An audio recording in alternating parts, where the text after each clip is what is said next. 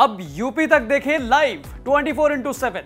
मैं तो यही कहता हूँ कि कभी भी आदमी को बेटा और बिटिया में फ़र्क नहीं करना चाहिए। तो मैं बहुत खुश हूँ। मैं फौज में मैं सर्विस की 25 साल दिया हूँ।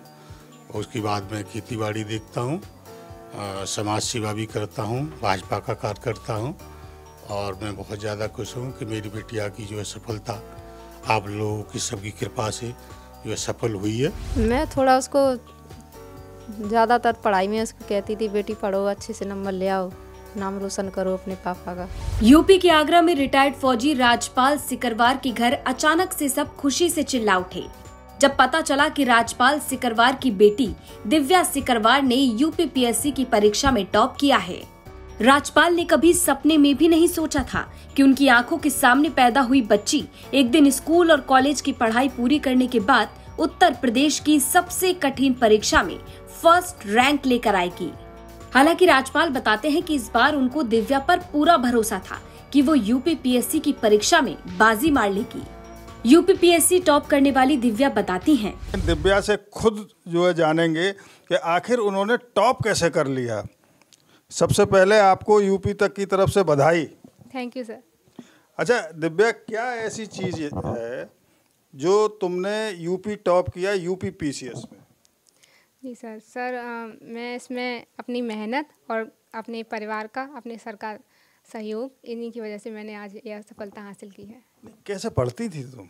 जी सर मैं टॉपिक वाइज पढ़ती थी, सिलेबस के अकॉर्डिंग। सबसे पहले सिलेबस देखा, उसके टॉपिक डिसाइड किए, हमें आज इतना हमें करना है कवर, और प्रीलिम्स, मेंस और इनके सब topic wise topic coverage online classes के थ्रू, और फिर उसकी सेल्फ स्टडी, रिवीजन करना, आंसर राइटिंग करना, इन्हीं सब के माध्यम से ये सब पूरा हो पाया।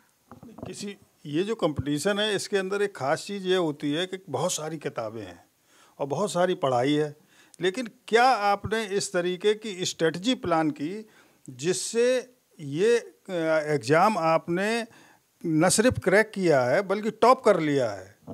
जी सर, इस परीक्षा में हमारे पास रिसोर्सेज कई ज़्यादा अवेलेबल होते हैं, ऑफलाइन, ऑनलाइन।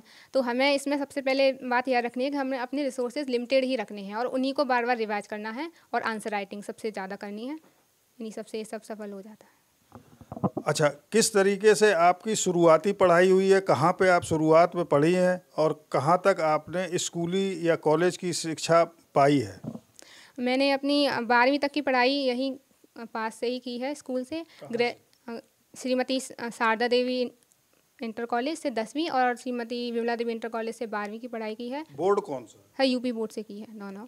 और ग्रेजुएशन मैंने सेंट जॉन्स कॉलेज आगरा से की है और पोस्ट ग्रेजुएशन मैंने भी इसी से की है, saint John's college Agra. Post graduation काहे पे की? स्टैटिस्टिक्स से किया है।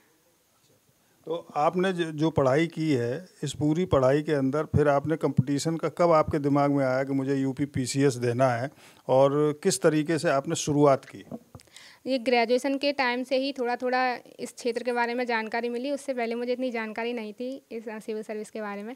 फिर थोड़ा और जैसे ग्रेजुएशन कंप्लीट हुई, उसके बाद जब हम करियर बनाना चाह रहे हैं किस क्षेत्र में, तो इसमें मुझे और ज़्यादा जब जानकारी ली तो मुझे अच्छा लगा ये क्षेत्र, और मुझे थोड़ा समाज सेवा करने का अंदर से फील होता था कि मैं ये सब चीज़ों को ठीक करूं, जो हैं चीज़ें उतनी ठीक नहीं हैं, तो वही सब इतना आगे निकल कर आया। दिव्या के बारे में बात करते हुए पिता राजपाल ने उनकी खूब तारीफ की।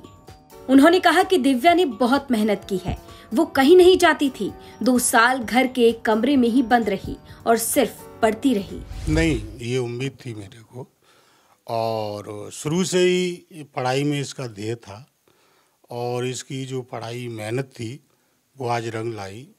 शुरू से ही इसने जो है ना शौक, बाज़ार जाना, रिश्तेदारी में जाना, फालतू चीज़ों से कोई मतलब ही नहीं रहा, और अपने घर का काम और पढ़ाई। और पढ़ाई का श्रेय इनकी मम्मी का बहुत रहा। मम्मी को दिव्या ने अपनी जो है। अच्छा ये बताइए, बेटी आपकी फर्स्ट आई है यूपीपीसीएस में, और आप इतना गंभीर, जो कैसे आपके चेहरे पे हंसी तक नहीं आ रही है कि क्या नहीं हंसी क्यों नहीं, मेरे को बहुत खुशी हुई है इस बात की कि मेरे जो बेटा नहीं कर सका जो वो बिटिया ने करके दिखाया, और मेरे परिवार, गांव, क्षेत्र सभी माहौल जो खुशी का माहौल है। और मैं तो यही कहता हूँ कि कभी भी आदमी को बेटा और बिटिया में फ़र्क नहीं करना चाहिए। जो है मैं तो यही सभी से संदेश देता हूँ कि पढ़ो और आगे बढ़ो। और पढ़ाई एक ऐसा शेरनी का दूध है कि जो जहाँ खड़ा हो जाएगा वहीं दौड़ेगा।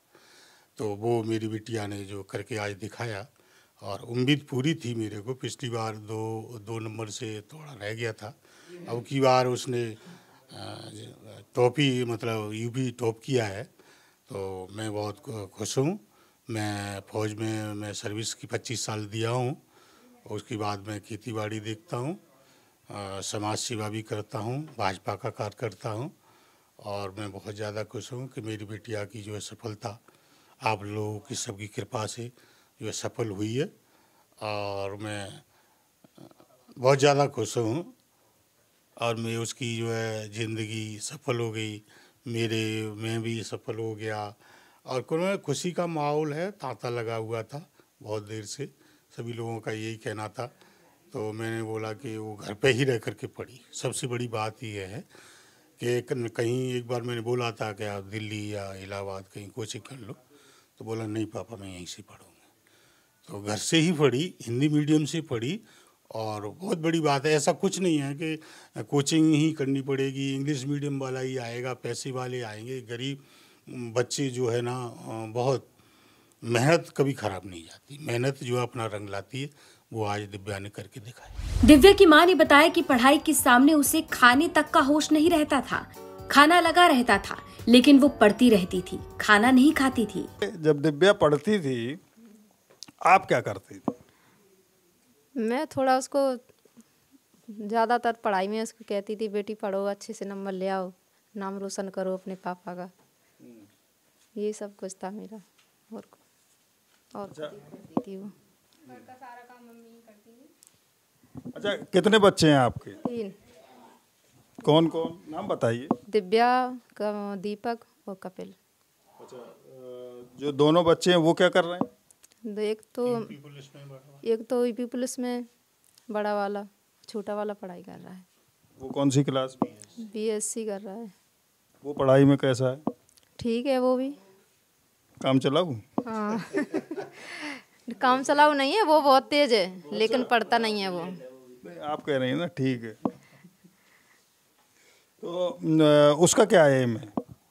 अब उसे पूछो, मेरे को नहीं पता। देखते हैं हम क्या है। अच्छा, ये बताइए, दिव्या में आपको क्या खास बात नजर आई और आपको लगता था कि ये UPSC टॉप कर लेगी? हाँ, मुझे आत्मविश्वास था उसके ऊपर बहुत कि किसी दिन ये नाम रोशन करेगी। क्या चीज़ दिखती थी आपको? उसे किसी फालतू चीज़ों से मतलब नहीं था।